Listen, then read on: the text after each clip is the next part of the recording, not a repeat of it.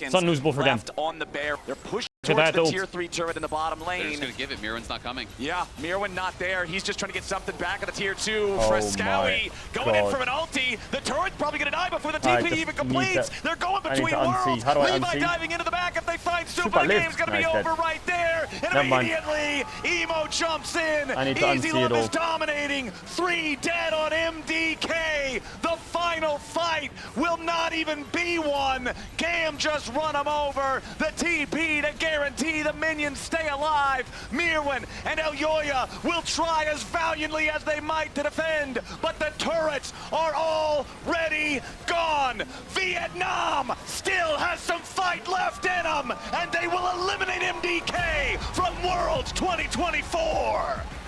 And what a story here for the GAM team. Koi and Elyoya, after having to fight up against no one believing them for the entire year, they showed them wrong, but eventually it wasn't enough to beat the might that was Kiaya and Levi and GAM in this series. After what was a promising start, and the Mad made it further than 100 back Thieves. and forth, but a couple of key picks, a couple of key moves, and we've said it so many times, Kobe. But fuck, we look like a bunch of wankers. GAM is no joke.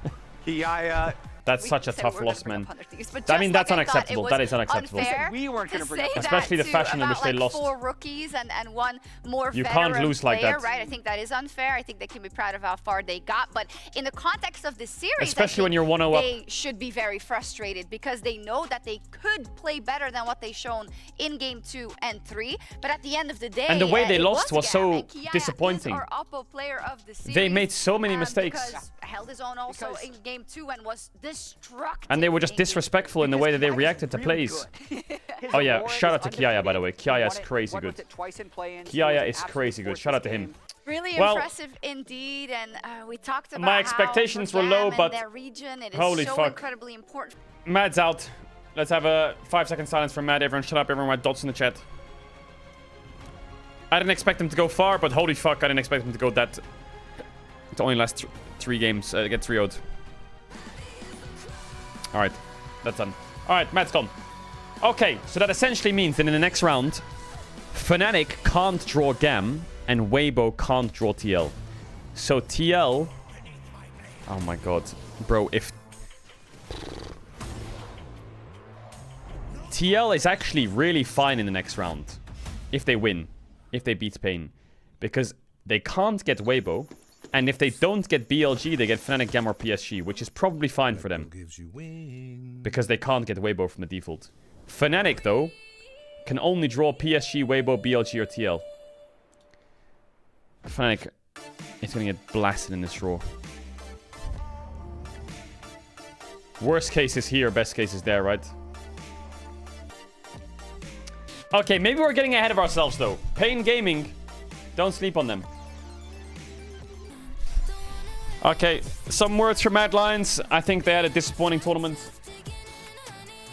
I mean, there's lots to criticize. Actually, I'm not going to get into it. I don't want to start criticizing. Because the way it works, the thing I've noticed, and why I'm being careful with my words sometimes, is Caedrel criticizes player. Yeah? With valid criticism, I would say. People take that narrative, spread it across social media. Then... they get called out for being toxic and say it came from Caedrel's stream. Then I get labeled toxic and a person who doesn't defend players. When my whole brand started with defending players and... not defending them and being lawyers, but like... but giving a reason as to why players do things that looks disgusting. And the bigger the streams got, the more my opinions have turned into toxic narratives when all I'm doing is giving fair criticism. So, yeah. It's so annoying! I hate it. But, yeah, my criticism would be, I think Frescowy had a pretty bad tournament overall. I don't know if the meta shifts hurt him, or... oh, shit. I don't know if the meta shifts hurt him, or if he just wasn't confident. I think Mirwan also had a few moments where he had, like, clutch plays, like the initial game that they had against BLG, where he clutched the dive was great. But overall, individually, his lane phase wasn't that strong, and his innovative picks didn't really come out. I don't know if they were being held back or some shit. He didn't really play into his strength. Elyoya and Supa played well. Alvaro had really good moments. He also had really bad moments, a bit inconsistent.